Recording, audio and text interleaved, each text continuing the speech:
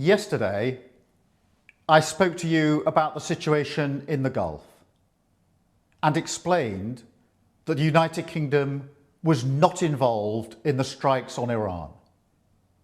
That remains the case. Over the last 2 days, Iran has launched sustained attacks across the region at countries who did not attack them. They've hit airports and hotels where British citizens are staying. This is clearly a dangerous situation.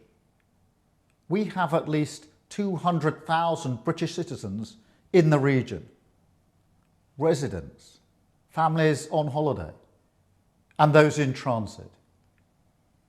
I ask all our people in the region to please register your presence and follow Foreign Office travel advice. I know this is a deeply worrying time, and we will continue to do all we can to support you. Our armed forces, who are located across the region, are also being put at risk by Iran's actions. Yesterday, Iran hit a military base in Bahrain, narrowly missing British personnel. The death of the supreme leader will not stop Iran from launching these strikes.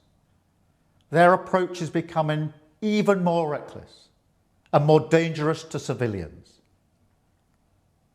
Our decision that the UK would not be involved with the strikes on Iran was deliberate, not least because we believe that the best way forward for the region and for the world is a negotiated settlement, one in which Iran agrees to give up any aspirations to develop a nuclear weapon. But Iran is striking British interests nonetheless and putting British people at huge risk, along with our allies across the region. That is the situation we face today. Our partners in the Gulf have asked us to do more to defend them, and it is my duty to protect British lives.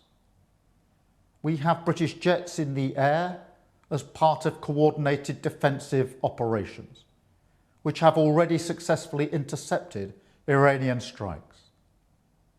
But the only way to stop the threat is to destroy the missiles at source, in their storage depots, or the launchers which are used to fire the missiles. The United States has requested permission to use British bases for that specific and limited defensive purpose. We have taken the decision to accept this request, to prevent Iran firing missiles across the region, killing innocent civilians, putting British lives at risk, and hitting countries that have not been involved. The basis of our decision is the collective self-defence of long-standing friends and allies and protecting British lives. That is in accordance with international law, and we are publishing a summary of our legal advice.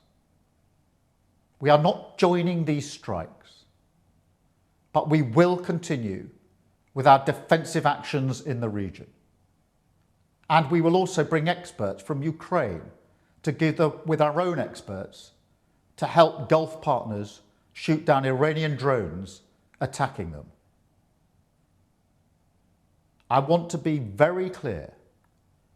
We all remember the mistakes of Iraq, and we have learned those lessons. We were not involved in the initial strikes on Iran, and we will not join offensive action now. But Iran is pursuing a scorched earth strategy, so we are supporting the collective self-defense of our allies and our people in the region. because that is our duty to the British people. It is the best way to eliminate the urgent threat and prevent the situation spiralling further. This is the British government protecting British interests and British lives.